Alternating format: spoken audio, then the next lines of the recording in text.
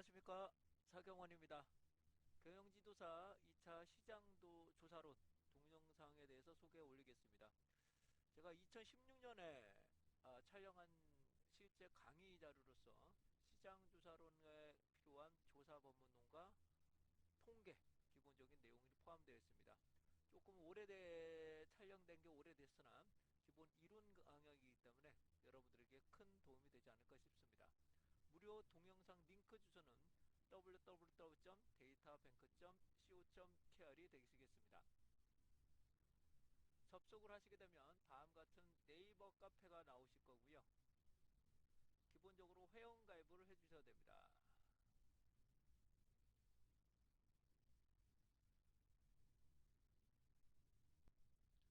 회원 가입은 가입 인사에 간단하게 글만 올리시면 여러분들 언제든지 즉각 등급업이 되시고요. 조방 통계 이론에 가신 다음에 조사 반문론 이론, 이어서 경영지도사 혹은 시장조사론을 검색을 하시게 되면 이와 같이 2016 경영지도사 2차 시장조사론 강의가 있으실 겁니다. 이 안쪽에 들어가시면 해당하는 링크가 있사오니 해당 부분을 누르시면 무료로 링크를 받아보실 수 있습니다. 제가 계속적으로 업데이트를 할 예정이므로 해당한 부분을 참고하셨으면 합니다. 최신의 동영상이나 통계 분야에 관련한 유료 동영상을 보고 싶으신 분들은 데이터 캠퍼스 co.kr을 접근하시면 되시겠습니다. 자, 이제 조사 설계 파트 다시 한번 좀 정리를 해 보도록 하죠. 자, 이제 실험 설계에서 이 부분이 가장 좀 어려운 부분이 되는데, 다시요. 제가 실험을 가하는 집단을 뭐라고 한다고요? 실험을 가하는 집단을 실험을 가하지 않는 집단을 통제 집단 혹은 비교 집단이라고 합니다. 비교 집단. 그래서 여기를 이쪽에만 실험을 X라고 하고요. 일반적으로 얘는 종속 변수를 사전 측정, 사후 측정 이렇게 보시면 되실 것 같아요. 그래서 이쪽은 통제 집단은 실험을 가하지 않고 사전, 사후만 측정을 하게 됩니다.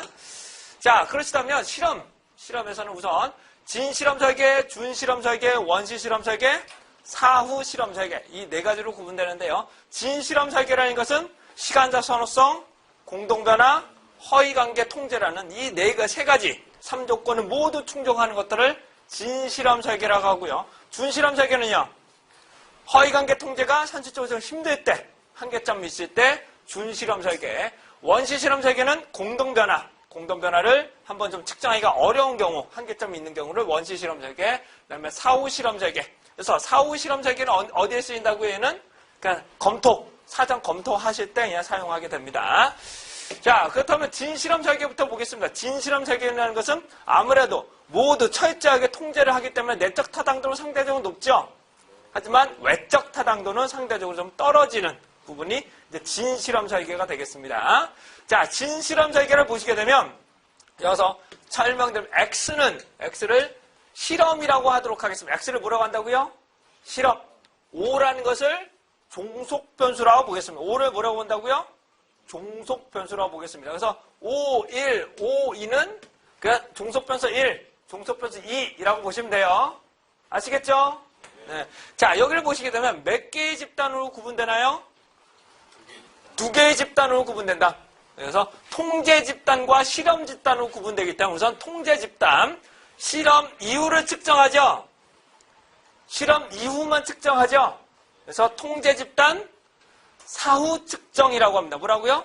통제 집단 사후 측정이라고 합니다. 자, 다 암기하지 마시고 뭐라고요? 실험을 가하는 집단과 실험을 가하지 않는 집단 두 개를 선정하기 때문에는 통제 집단. 두 번째, 실험 이후만 측정하기 때문에 통제 집단 사후 측정 설계라고 보시면 됩니다. 여기서 중요한 건 우선은 랜덤 샘플링이 되는데 우선 뒷부분에 좀 설명드릴 거고요. 그 다음에 두 번째로는 통제 집단 사전 사후가 되겠죠. 이건 통제 집단 사전 사후가 되겠죠. 그렇죠? 다시 다 뭐라고 몇 개 집단 구분된다고요? 2개 집단. 그래서 통제 집단 사전 사후 측정. 그래서 통제 집단 사전 사후 설계를 하게 됩니다.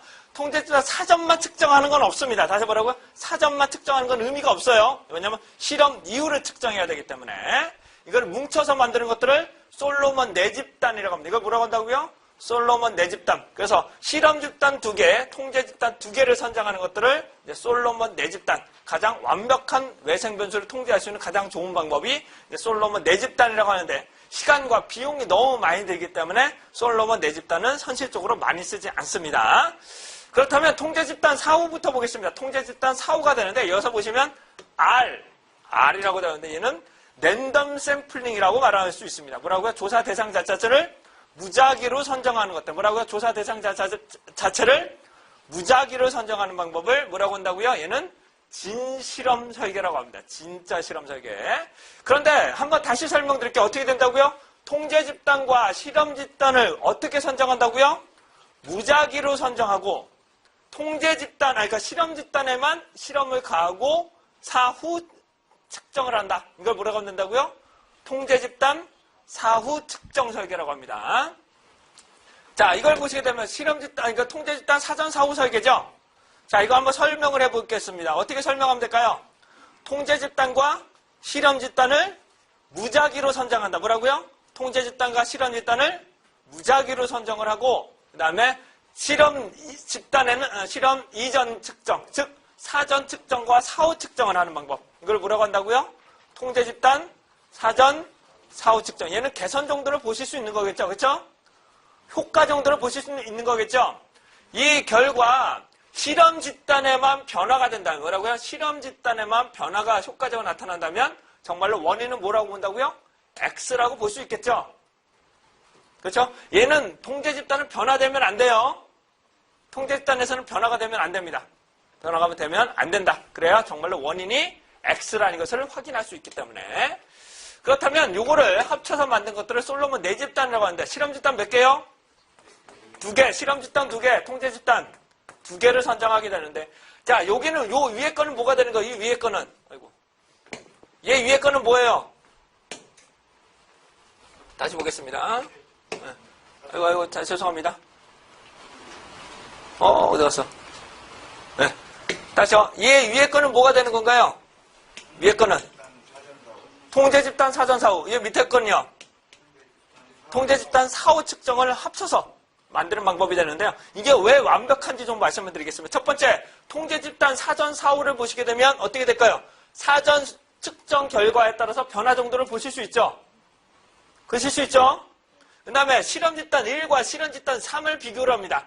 따라서 사전 측정에 따라서 변화가 되는지 안 되는지도 확인할 수 있어요. 이해되시나요? 다시 뭐라고요? 이쪽은 사전 측정을 하고 나서 개선 정도를 보는 거고, 실험 집단 1과 실험 집단 3을 비교하면 어떻게 될까요? 얘는 사전 측정을 하고 얘는 사후 측정을 안 했단 말이에요. 그래서 사전 측정을 해서 정말로 변화가 된 건지 아닌지를 한 번 더 확인할 수 있겠죠. 이런 방법을 보실 수 있고요. 통제 집단 역시 2와 4를 비교함으로써 사전 측정을 따라서 사전 측정에 따른 왜곡 현상이 나타나는지 안 나타나는지를 확인할 수 있는 방법. 이걸 뭐라고 한다고요? 진실험 설계.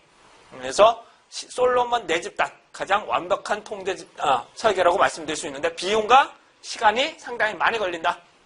되셨죠? 네. 이렇게도 비교할 수 있죠. 즉 1, 3도, 그러니까 1, 2를 비교할 수 있고 3, 4도 비교할 수 있지만 1, 3 혹은 2, 4끼리도 비교 가능하고 1과 4끼리도 비교할 수도 있어요. 사전 측정에 따라서 어떻게 변화가 되는지도 한 번 더 다각적으로 볼 수 있는 기법이 될 수 있겠습니다.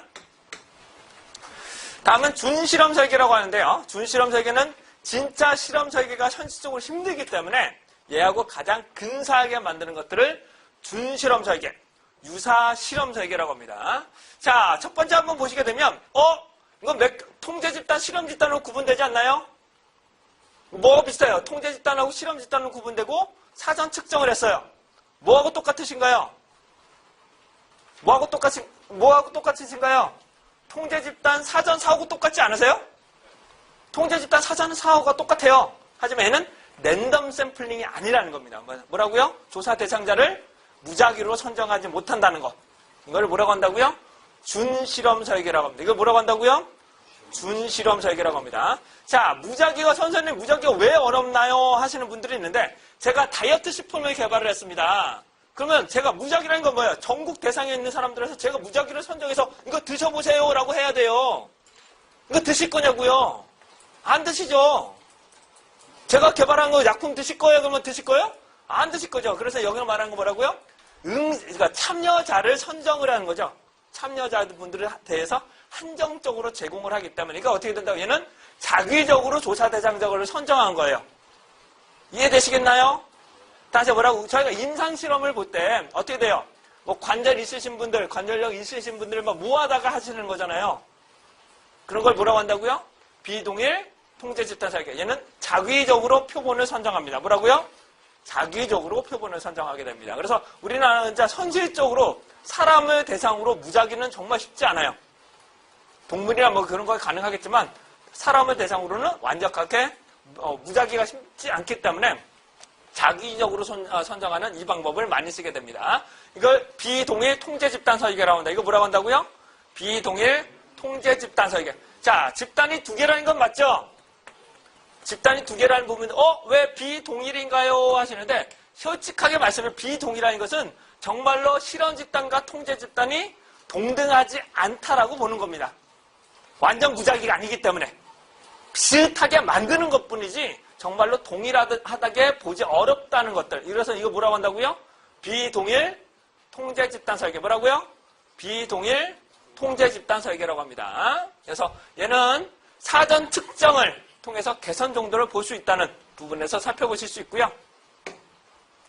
자, 그 다음에 단순 시계열, 다중 시계열 이런 것들이 있는데 요거는 하나의 집단을 선정하긴 하는데 하나의 집단 선정하긴 하는데 기속적으로 측정을 하면 뭐라고요?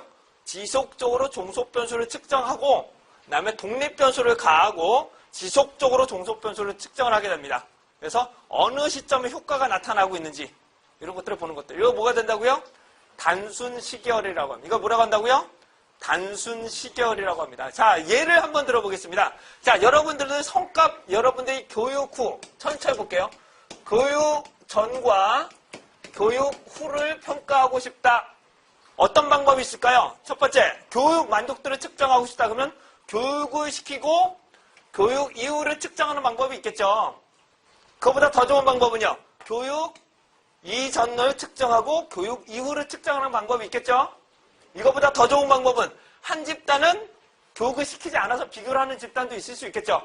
근데 제가 봐고하는 단순히 시계열이라는 건 뭐냐면 이 사람이 1월달, 2월달, 3월달 계속 성과를 측정하는 거예요. 1월달, 2월달, 3월달. 얘네들은 성과에는 별로 차이가 나지 않아야 되겠죠. 그러다가 교육을 시켜요. 4월달에 교육을 시켜요. 그랬더니 5월, 6월, 7월부터 어떠니 10월 달부터 성과가 갑자기 막 늘어나. 그럼 이 교육을 시켜서 언제 효과가 나는 거예요? 10월 달이니까 하나, 둘, 셋, 4개월 이후에 효과가 나타나는 거죠. 4개월 이후에 효과가 나타나는 거죠. 어느 시점에 정말로 효과가 나타나는지를 판단할 수 있는 방법. 이걸 뭐라고 한다고요? 준실험 설계라고 한다. 이걸 뭐라고 한다고요? 준실험 설계라고 한다. 두 개의 집단을 선정하기는 좀 어려운 경우를 말합니다. 두 개의 집단으로 어렵지만 계속적으로 반복 측정을 통해서 어느 정도 변화, 정말로 공동 변화가 언제 나타나는지를 확인하는 거죠. 이걸 뭐라고 한다고요? 단순 시계열이라고 한다. 이거 뭐라고 한다고요? 단순 시계열. 그러니까 시간을 개입을 하게 됩니다. 뭐라고요? 시간을 개입을 하는 거죠. 시간을 지속적으로 개입한다는 방법이 되겠습니다. 다음은 다중 시계열이라고 해서 얘는 여러 번 실험을 하게 되면 뭐라고요? 여러 번 실험을 해서 어느 정도 변화가 될 수 있는 방법. 이걸 뭐라고 한다고요?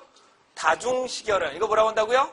다중 시계열이라고 한다. 다중 시계열. 근데 제 개인적으로는 정말로 여러분들 직원의 만족도나 성과를 측정하기 위해서는 가장 좋은 방법이 얘인 것 같아요. 다중 시계열. 왜냐하면 솔직하게 말씀드리면 비교 집단과 실험 집단을 만들기가 쉽지가 않아요. 즉 동시에 입사를 한다 그래도 이 사람하고 A라는 사람하고 B 사람이 똑같다고 보기가 정말 쉽지 않거든요. 그러니까 이것 때문에 정말 교육인지 사람 때문인지 알 수가 없어. 그래서 이분들을 계속적으로 추적 조사를 하는 겁니다. 그래서 언제 정말로 효과가 나타나고 이 효과가 몇 개월이 유지가 됐는지 이런 것들을 확인하는 과정, 이런 것들을 뭐라고 한다고요? 단순 시계열과 다중 시계열이라고 보시면 됩니다. 아시겠죠? 네. 일반적으로 정부 지원 사업을 보시게 되면 지원 후부터 계속 성과가 나타나는데 3년까지는 유효한데 3년 이후부터 쭉 떨어지더라고요. 그러면 요게 맞춤형으로 또 다른 지원을 해야 되겠다라고 이렇게 정책상으로 이렇게 발견하실 수 있겠죠. 그러니까 바로 나타나는 것보다 뭐라고요? 몇 년간 유지되고 있는 것까지도 한번 보는 거죠.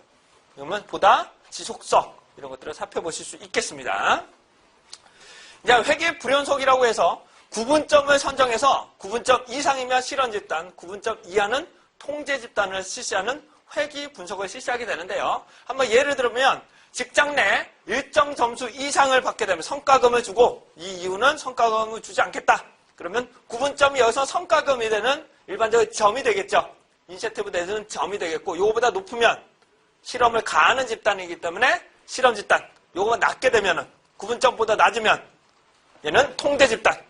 그래서 이를 회계 분석을 통해서 정말 원인이 무엇인지 확인하는 과정을 뭐라고 한다고요? 회계 불연속 뭐라고 한다.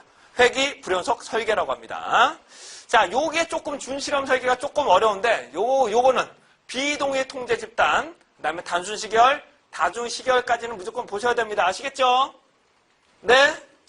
네, 계속 반복해서 설명드릴 거예요. 네, 좀 어려워요. 다음에 원시 실험 설계, 사전 실험 설계라고 합니다. 원시 실험 설계, 사전 실험 설계라고 하는데요. 시간적 선후성만 보장되는. 그다음에 통제 집단을 완벽하게 구성하기 어려운 경우 뭐라고요? 통제 집단을 완벽하게 구성하기 어려운 경우 이런 경우를 원시 실험 설계라고 합니다. 자, 이거를 보시게 되면 몇 개의 집단으로 구분되어 있나요? 몇 개의 집단으로 구분되어 있나요? 한 개의 집단으로 구성되어 있죠. 그렇죠? 그래서 얘를 단일 집단이라고 보시면 돼요. 뭐라고요? 단일 집단. 그래서 또 뒤에 사후 측정이 되겠죠. 단일 집단, 사후. 그러니까 암기하지 마시라니까. 이거 몇 개 집단 됐다고요? 한 개 집단이야. 실험 이후로 측정했어. 이건 뭐가 된다고? 단일 집단, 사후. 그럼 또 뭐가 있을까요? 단일 집단, 사전, 사후가 있겠죠. 그렇죠? 단일 집단, 사전, 사후를 구분하는 방법이 됩니다. 자, 이걸 왜 원시 실험 설계라고 하냐면은 저희가 우선 제가 우울증 치료제를 제가 개발을 했습니다. 근데 원칙적으로 말씀드리면 무작위로 선정해야